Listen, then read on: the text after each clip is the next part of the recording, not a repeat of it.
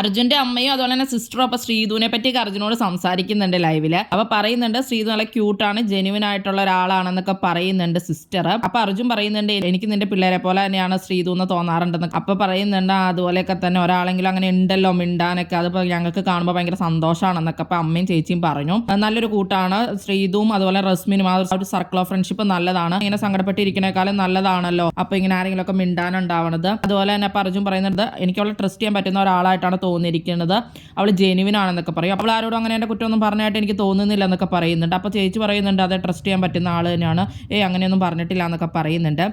അതായിട്ട് അമ്മ കളിയാക്കി പറയുന്നുണ്ട് അർജുനേന്ന് ശ്രീധു വിളിക്കുന്ന രീതിയിൽ അമ്മ അവിടെ വിളിക്കുന്നുണ്ട്. അവൾ വിളിക്കുന്നതാണോ പറയണേന്നൊക്കെ അപ്പോൾ അമ്മോട് അർജുൻ ചോദിക്കുകയൊക്കെ ചെയ്യുന്നുണ്ട്. അങ്ങനെ അവർക്ക് ഭയങ്കര ഇഷ്ടമായിട്ടുള്ള രീതിയിൽ തന്നെയാണ് അവർ സംസാരിക്കുന്നത്. ശ്രീധുവിനെ പറ്റിയൊക്കെ പറയുന്നുണ്ട്. ശ്രീധുവിനെ ഇപ്പോൾ നന്നായിട്ട് കെയർ ചെയ്യാറുണ്ട്, എനിക്ക് ഫുഡ് ഞാൻ കഴിച്ചില്ലെങ്കിലും എനിക്ക് ഇന്നലേക്കാണെങ്കിലും മാറ്റിയൊക്കെ വെച്ചിട്ടുണ്ടായിരുന്നു, അങ്ങനെയൊക്കെ അവൾ ചെയ്യാറുണ്ടെന്നൊക്കെ പറയുന്നുണ്ട്. ശ്രീധുവായിട്ടുള്ള ഫ്രണ്ട്ഷിപ്പൊക്കെ നല്ലതാണെന്നൊക്കെ അമ്മയും ചേച്ചിയൊക്കെ പറയുന്നുണ്ട്.